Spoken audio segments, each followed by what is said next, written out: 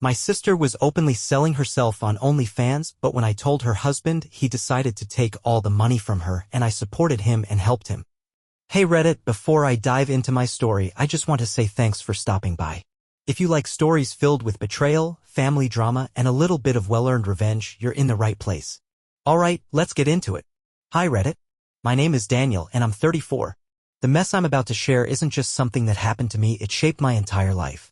At the heart of it all? My younger brother, Leo, who's 31 now. If I had to sum up our relationship in one sentence, it would be, he got everything handed to him while I had to fight for every scrap of respect. Leo was the golden child, the one my parents adored beyond reason. Not just loved, worshipped. He wasn't just their son, he was their miracle. My mom had a complicated pregnancy with him, one that nearly killed her. By the time he was born, my parents were convinced he was destined for greatness. Me? I was just there. The responsible one. The one expected to be perfect so they could focus all their love on their miracle. It started small. If Leo wanted something, he got it. If he broke something, I was blamed. If we fought, I was always the one in trouble. When I got an A in school, my parents would ask why it wasn't an A+. When Leo barely scraped by with passing grades, they'd smile and tell him school wasn't for everyone. By the time I was a teenager, it was painfully clear Leo would never face consequences. Ever. At 16, I got my first job and saved every penny for a car. Meanwhile, my dad handed Leo the keys to a brand new one just because he deserved it. It was always like that. I worked my ass off, while Leo coasted through life, failing at everything but always getting another chance. And yet, despite all of that, I stayed. I kept my head down. I worked hard. Because I believed, stupidly, that if I proved myself enough, my father would finally see me. Finally respect me. But nothing prepared me for what happened next. See, my father owned a construction company, a business he had built from the ground up. Since I was 15, I had been working there, learning everything. By the time I was 25, I was practically running the place. I modernized it, streamlined operations, and built relationships with clients that took years to secure. I made the company more profitable than it had ever been. Leo? He never stepped foot in the business. Too boring. Too corporate for his taste. Instead, he spent years burning through money on failed startups. First, it was a clothing brand that never sold a single item. Then he became obsessed with cryptocurrency, dumping thousands of my father's money into it only to lose it all in a month. Each time, my parents patted him on the back and told him he'd find his true calling. Meanwhile, I was the one actually doing something real. Building something lasting. Then I met Olivia. Olivia was brilliant. She wasn't just beautiful, she was driven. She worked in project management for a development firm, and the moment we met, I knew she was different. She saw my potential, my ambition, and she actually appreciated it. Something my own family had never done. Within a year, we were engaged. We were planning our life together, dreaming of the future. And that's when everything fell apart. Because my brother didn't just take my father's attention. He didn't just take my parents' love. He took Olivia. At first, it was subtle. She and Leo started working together more under the pretense that she was helping him get serious about business. Then she started coming home late, avoiding my questions, acting distant. I ignored the warning signs. I wanted to believe that she loved me. That she wouldn't do what I feared she might. Until the day she sat me down and told me the truth. She was pregnant. And the baby might not be mine. I sat there, staring at Olivia, waiting for her to laugh, to tell me it was some kind of twisted joke. But she didn't. She just sat there, hands shaking, eyes darting around the room like she was trying to find an escape. The baby might not be mine. The words felt like they physically knocked the air out of me. My brain refused to process them. How long? My voice came out eerily calm, detached, like I wasn't even the one speaking. She hesitated. That hesitation told me everything before she even said it. 3, maybe 4 months. My heart dropped. That meant while we were planning our wedding, while we were picking out a house, while I was picturing a future with her, she was sneaking around with my brother. Leo. Of course, it was Leo. My hands curled into fists, my entire body shaking with rage. Was it an accident? I asked, my voice hollow. A drunken mistake? She looked down. I don't know, Daniel. It wasn't planned, but she let out a shaky breath. It just happened. I let out a cold laugh. Right? Just happened. I stood up so fast my chair nearly toppled over. I couldn't stay in that room, in that house, breathing the same air as her. I needed to get out before I did something I regretted. She started crying, pleading with me. Saying she was sorry. Saying she never wanted to hurt me. I didn't say another word. I walked out, slammed the door behind me, and drove straight to my parents' house. I didn't knock. I didn't hesitate. I stormed into my father's office where I knew Leo would be. He was leaning back in a chair, feet propped up on the desk, scrolling through his phone like he didn't have a single worry in the world. When he looked up and saw me, his face barely registered surprise. Like he had been expecting this moment. Like he had already accepted what he had done. Before he could even smirk, I punched him so hard he nearly fell out of his chair. The crack of my fist against his jaw was the most satisfying sound I had ever heard. He stumbled, grabbing at his face. What the hell, man? You know what, you piece of... I grabbed him by the collar, slammed him against the desk, sending papers flying. You had everything. Our parents gave you everything. And you still had to take this from me. He held his hands up, still playing the victim. I didn't mean it. Shut up, I snarled, shoving him again. By then, my father had come running into the room. Daniel, stop this right now. I turned to him, breath heaving, hands shaking. Do you even care? I demanded. Do you even care what he did? My father's face twisted in something that almost looked like guilt. Almost. But instead of saying what I needed to hear, instead of looking at Leo with even a shred of disappointment, he turned on me. You need to calm down, he said sternly. Violence won't solve anything. I let out a bitter laugh. Of course. Of course, he was defending Leo. My mother appeared in the doorway, hands over her mouth, eyes wide with horror. Daniel, please, let's just talk about this. Talk about this. Like it was some small misunderstanding. Leo finally straightened up, rubbing his jaw with a cocky smirk. Look, man, it's not my fault Olivia was unhappy. Maybe if you'd been paying more attention. I lunged at him again, but my father grabbed me, pulling me back. That's enough, he shouted. I shook him off, breathing hard, heart pounding in my chest. And then I saw it. The way my father looked at me. Like I was the problem. Like I was the one causing trouble. Like I was the one ruining everything. Not Leo. Not the son who had spent his whole life being a leech. Not the son who had betrayed his own brother. No. It was me. That was the moment I knew. I was never part of this family.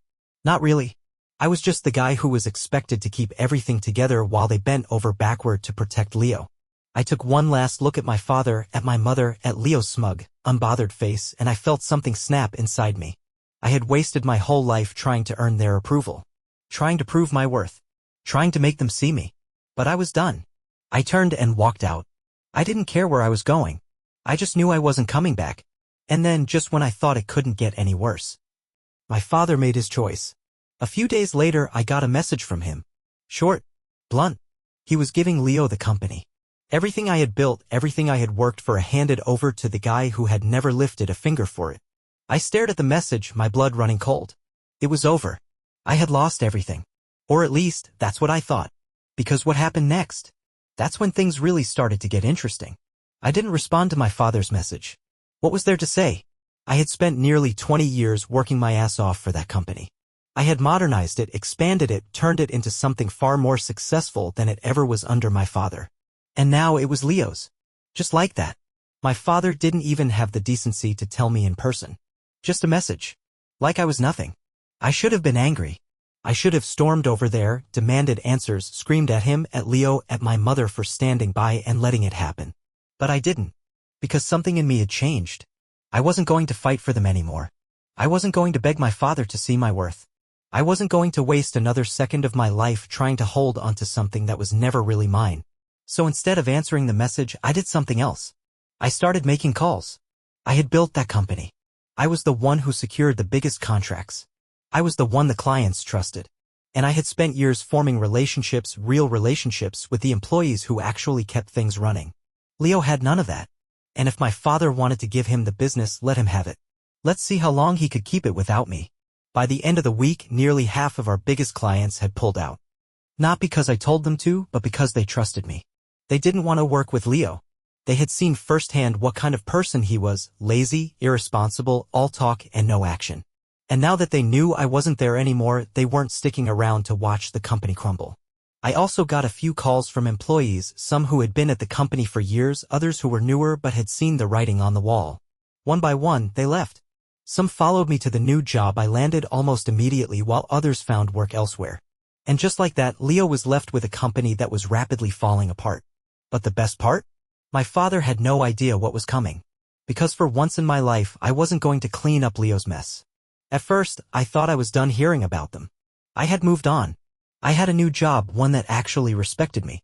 I was in therapy working through years of resentment and anger. For the first time, I felt like I was free. Then, about 6 months later, I got a call from an old friend who still worked in construction. "Hey, man, have you heard what's going on with your dad's company?" I hadn't. I had made a point of not paying attention. But when he started talking, I couldn't help but listen. It turned out that things had gone south fast. Leo was exactly what I knew he would be, a disaster. He had no idea how to manage contracts. He overpromised, underdelivered, and wasted money on useless vanity projects that didn't benefit the company at all. He was bleeding funds left and right, hiring incompetent friends instead of real professionals, and ignoring legal regulations because they were too complicated. And the best part? My father was finally realizing he had made a mistake. Apparently, he had been scrambling to fix things, but it was too late. The damage was done. Clients were suing for breach of contract. Suppliers were cutting ties. And with all the money mismanagement, they were deep in debt, so deep that my father had to start selling off assets just to keep the company afloat. I thought that was the worst of it. But then came the part that made me sit up in my chair. Sophia, my ex-fiancée, the woman who had destroyed my life, had left Leo. Just vanished. Packed her bags and disappeared in the middle of the night. At first, no one knew where she went. Then, a week later, my mother, of all people, called me. I almost didn't answer. I had been ignoring my parents since the day I left. But something in me was curious. Her voice was shaky. Weak. I had never heard her sound like that before. "Daniel. I need to tell you something." I sighed. "What?" There was silence on the other end. Then, "The baby," her voice cracked. "It's yours." I gripped the phone tighter, my mind blanking out for a second. "What?" My voice came out flat, emotionless, like my brain hadn't fully registered the words. My mother let out a shaky breath. "The baby. It's yours, Daniel. Not Leo's." Something inside me snapped. A part of me wanted to laugh, not because it was funny, but because of how absurd it all was. After everything. After my fiancé cheated on me with my brother, after my father handed him the company I built, after they all expected me to just accept it. Now, they were telling me that the one thing that had pushed me over the edge, the child that had ripped my life apart, was actually mine. I pressed 2 fingers against my temple, feeling a headache forming. "And you're telling me this now, why?" "Because Sophia left, Daniel," my mother said, her voice breaking. "She left the baby with us. And we can't do this. We thought you should know." I almost dropped the phone. Sophia had abandoned her own child. My child? I had spent months trying to forget her, trying to forget all of them. I had worked to rebuild my life, to push the betrayal and heartbreak aside. But this? This was a new level of cruelty. I wanted to tell my mother to deal with it herself, that this was her problem now, not mine. I wanted to tell her she and my father had made their choice when they threw me aside in favor of Leo. But then I thought about the baby. An innocent child. My child. A kid who had no idea what kind of people they had been born into. I exhaled sharply. "Where's the baby now?" "At the house," my mother said quickly. "Please, Daniel, will you?" I hung up before she could finish. For a long moment, I sat there, staring at my phone, my heart pounding in my chest. Then, without thinking, I grabbed my keys and headed out the door. When I pulled up to my parents' house, the house I had promised myself I would never return to, it felt surreal. Like stepping back into a past I had tried so hard to escape. My mother was already waiting by the door. Her eyes were red and puffy, her face worn with stress. "Daniel," she whispered, reaching for me like she thought I might bolt at any second. I stepped back before she could touch me. "Where's the baby?" She hesitated, her expression filled with something I didn't recognize, maybe guilt, maybe relief. Then she turned and led me inside. The house looked the same, but it felt different. Colder. Lifeless. The once pristine living room was cluttered with baby supplies, diapers, formula cans, half-packed bags. It was clear my parents hadn't been prepared for this. And then I saw her. A tiny bundle in a bassinet, sleeping peacefully, completely unaware of the chaos surrounding her existence. My daughter. My throat tightened as I stepped closer, staring down at her. She had a full head of dark hair, just like me. Tiny fingers curled into little fists. She was mine. I swallowed hard, emotions warring inside me. I had spent months hating Sophia, resenting Leo, despising everything they had taken from me. But standing there, looking at this innocent baby who had been left behind like an afterthought, I realized something. She was the only thing in all of this that truly mattered.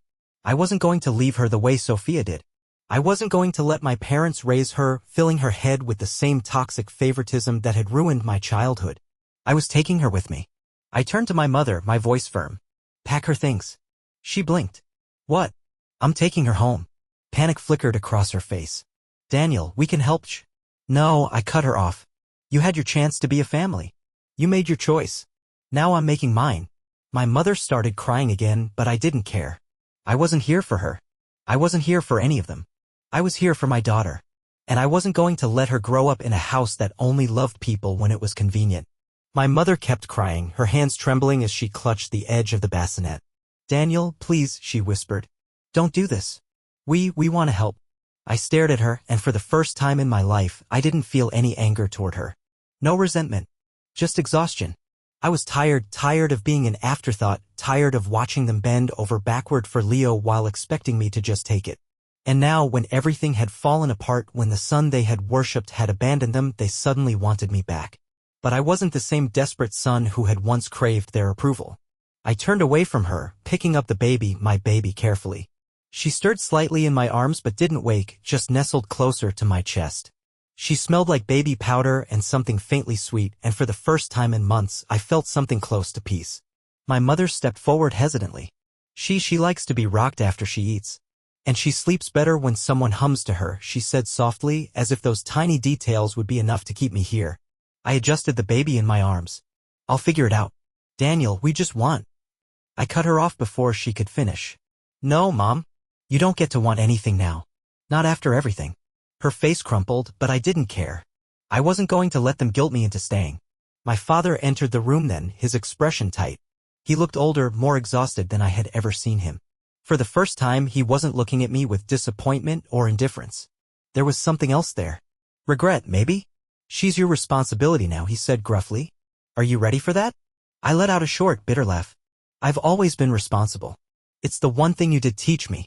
His jaw clenched, but he didn't argue. Maybe because he knew I was right. Without another word, I grabbed the packed bag of baby supplies, adjusted my daughter in my arms, and walked out. My mother let out a choked sob behind me, but I didn't look back. I had spent my whole life looking back, hoping they'd finally see me. But not anymore.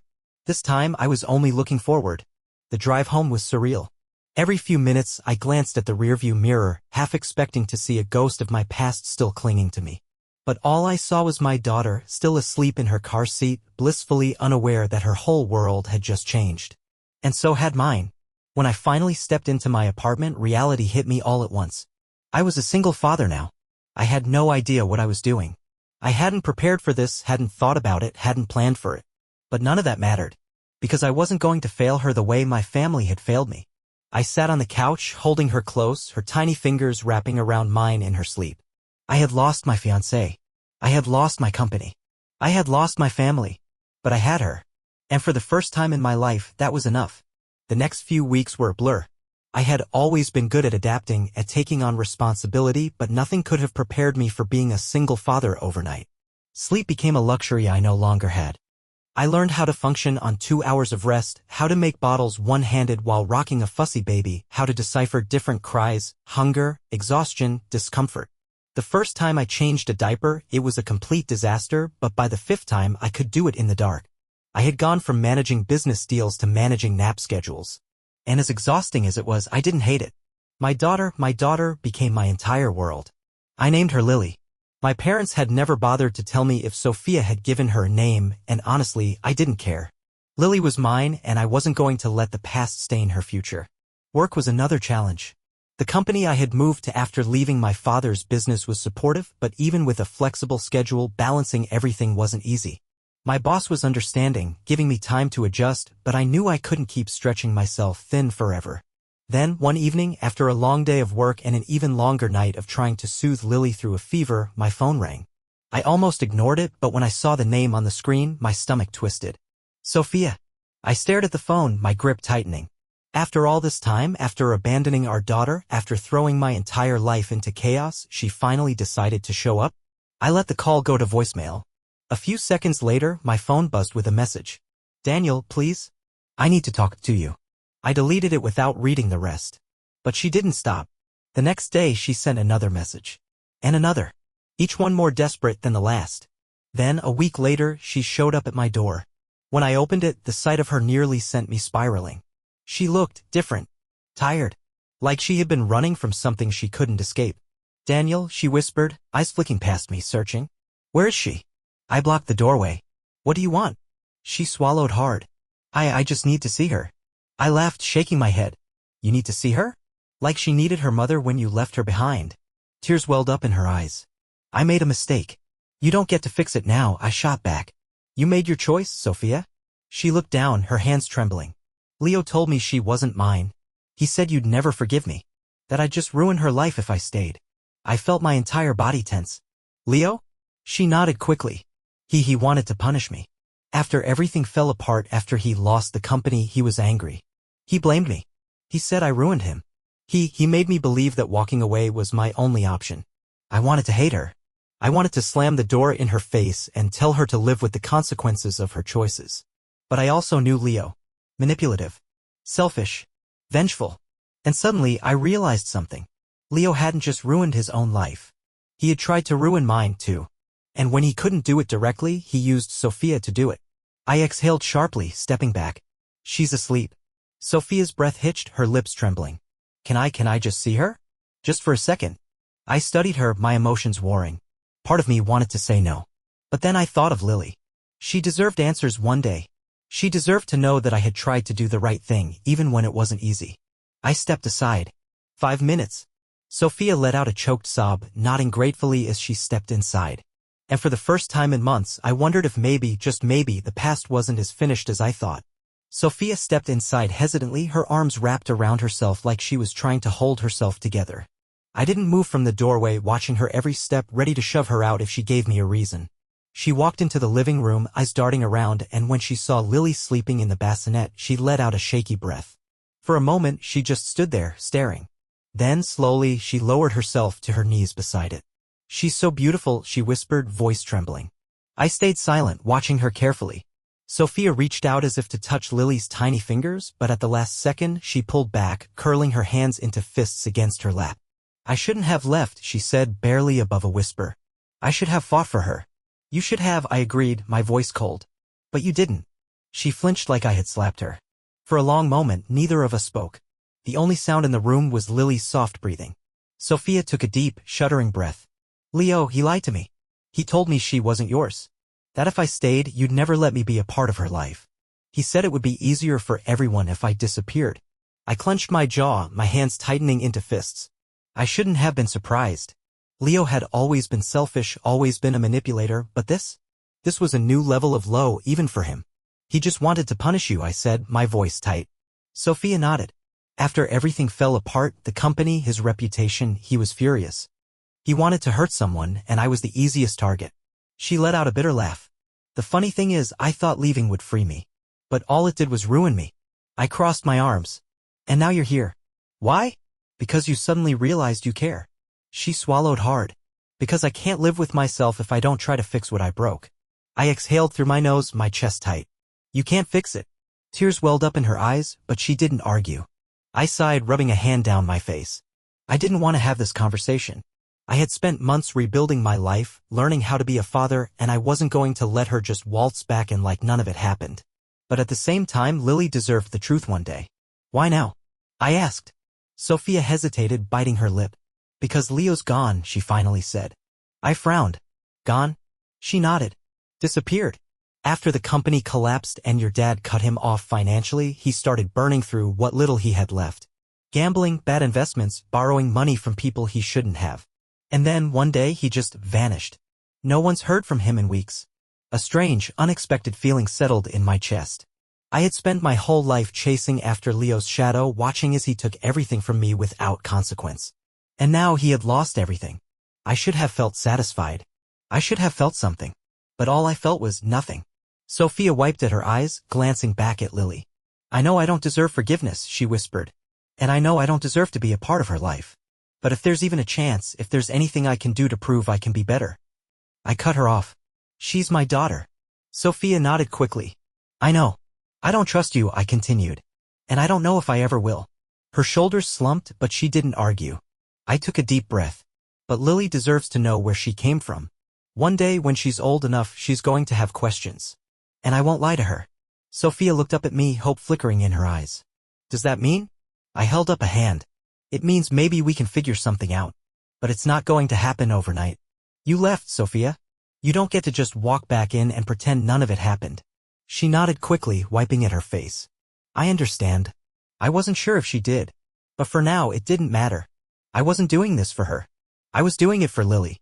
Sophia stayed for another few minutes watching Lily sleep before finally standing up. Thank you, she whispered. I didn't respond. I just watched as she walked to the door, hesitating for a brief second before stepping outside.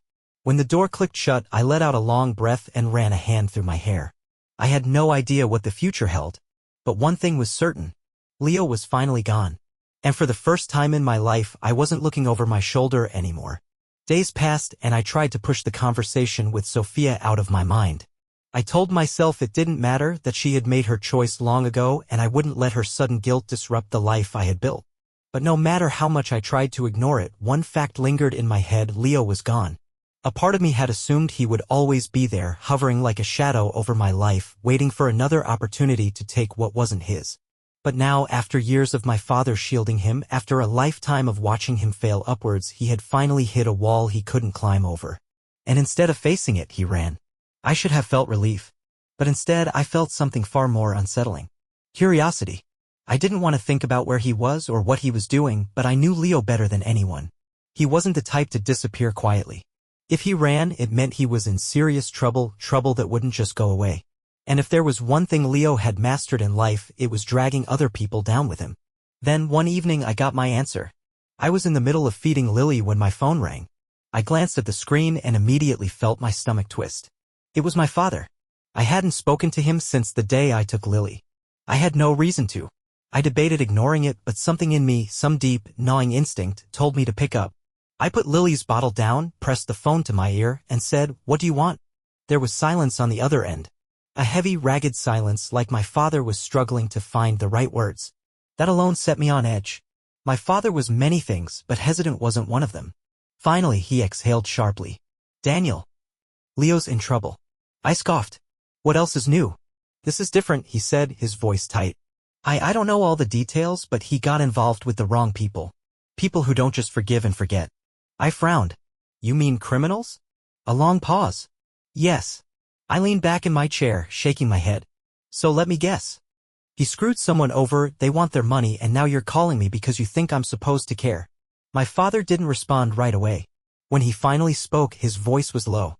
"They don't just want their money, Daniel. They want him. And they don't care who gets in the way." A cold chill ran down my spine. I hated Leo. I hated what he did to me, what he took from me, the way he had coasted through life without ever facing the consequences of his actions. But I also knew that if what my father was saying was true, this wasn't just another one of his screw-ups. This was real. I pinched the bridge of my nose, forcing myself to stay calm. "What do you expect me to do about it?" "I don't know," my father admitted, and that scared me more than anything. I had never heard him sound so lost before. "I just thought you should know." In case he trailed off, but I understood what he meant. In case Leo dragged me into this mess too. I took a slow breath. "Do they know where he is?" "They will," my father muttered. "And when they do, I don't know what's going to happen." A long silence stretched between us. For years, I had been waiting for this moment, the moment my father would finally see Leo for who he really was. And now, after all this time, he finally did. But instead of feeling victorious, I felt nothing. Just a quiet, inevitable sense of closure. Leo had spent his whole life running. Running from responsibility. Running from consequences. Running from himself. And now he had finally run out of places to hide. I exhaled, staring down at Lily, who was looking up at me with sleepy, innocent eyes. She was my priority now. She was the only thing that mattered. "I appreciate the warning," I said finally. And then I hung up. I didn't ask for more details. I didn't ask what my father planned to do. Because the truth was, I didn't care. Leo was no longer my problem. For the first time in my life, I was free. Days passed and my father didn't call again. No updates, no desperate pleas, no more warnings. And that silence told me everything I needed to know. Leo was gone. For good this time. I didn't know if he had fled the country, if he was hiding out somewhere, or if the people he had crossed had already caught up to him. But I wasn't about to go looking for answers. I had spent my entire life chasing after the messes Leo left behind. Now, finally, I had something else, someone else to focus on. Lily. She was growing fast, her tiny fingers grasping at everything, her big, curious eyes taking in the world like she was already trying to figure it all out. Every morning, when I woke up exhausted from another sleepless night, I would look at her and feel something I had never felt before. Purpose. I wasn't just living for myself anymore. I wasn't working late hours to prove something to my father or breaking my back trying to fix problems I didn't create. My entire life had been about earning respect from people who never truly saw me. But Lily? She didn't need me to prove anything. To her, I was enough just as I was. That thought carried me through the hardest days. When work became overwhelming, when the stress of balancing fatherhood and a career threatened to crush me, I reminded myself I had already survived worse. One evening, after finally getting Lily to sleep, I sat down on the couch and stared at my phone. I still had unread messages from Sophia. She had been cautious, never pushing too hard, never demanding anything. Just small messages, checking in, asking if Lily was doing okay. I wanted to ignore them, but at the same time I knew I couldn't. Sophia was a coward. She had made mistakes that had destroyed everything we had. But she was also Lily's mother. And no matter how much I hated her for what she did, I knew one day Lily would ask about her. I wasn't going to lie. I wasn't going to rewrite history. So I did something I never thought I would. I sent a message back. She's healthy. She's happy. Sophia responded almost immediately. Thank you. I didn't reply again. I didn't need to. I had spent my entire life fighting for the wrong things, fighting for a family that had never truly been mine, fighting for recognition that would never come, fighting battles that were never mine to fight. But now? Now I was finally fighting for something that mattered. And I wasn't going to lose. Months passed, and for the first time in my life, I felt like I was exactly where I was meant to be. Lily was growing every day, her personality starting to shine through in little ways, the way she scrunched her nose when she didn't like something, the way she clung to my shirt when she was tired, the way she laughed, completely unguarded. Like nothing in the world could ever hurt her. She had no idea how much chaos had surrounded her birth, how much betrayal and heartbreak had led to this moment. And she never would. Because I wasn't going to let the past define her future. I wasn't perfect. I still made mistakes. There were days when the exhaustion got to me, when I questioned whether I was doing enough, when I worried I was failing her. But every time she reached for me, every time she looked up at me with trust in her eyes, I knew I was exactly where I needed to be. I kept my promise to myself. I didn't go looking for answers about Leo. I didn't ask my parents what happened to him, and they never tried to reach out again. It was as if he had simply disappeared from all of our lives. A ghost of a past I no longer needed to chase. Sophia stayed at a distance, never pushing, never demanding. Occasionally, she'd send a message asking about Lily, and I would give her short, factual answers. I wasn't ready to let her back in, and maybe I never would be. But I wasn't cruel. One day, when Lily was older, she would ask about her mother. And when that day came, I would tell her the truth. Not to hurt her, not to turn her against Sophia, but because she deserved to know. But that day was far off. For now, my world was simple. My daughter, my work, and a quiet peace I had never known before. One evening, as I sat on the couch, Lily curled up on my chest. I looked around my apartment and realized something. I had won. Not in the way I once thought I needed to. I hadn't taken revenge on Leo. I hadn't fought to get the company back. I hadn't forced my parents to beg for forgiveness. I had won because I had walked away, because I had built something real, something better. I had spent so many years thinking my worth was something I had to prove, that if I worked hard enough, if I sacrificed enough, if I did everything right, my father would finally respect me, my family would finally see me, the world would finally acknowledge what I had done. But in the end, my real victory was in choosing myself, choosing my peace, choosing her.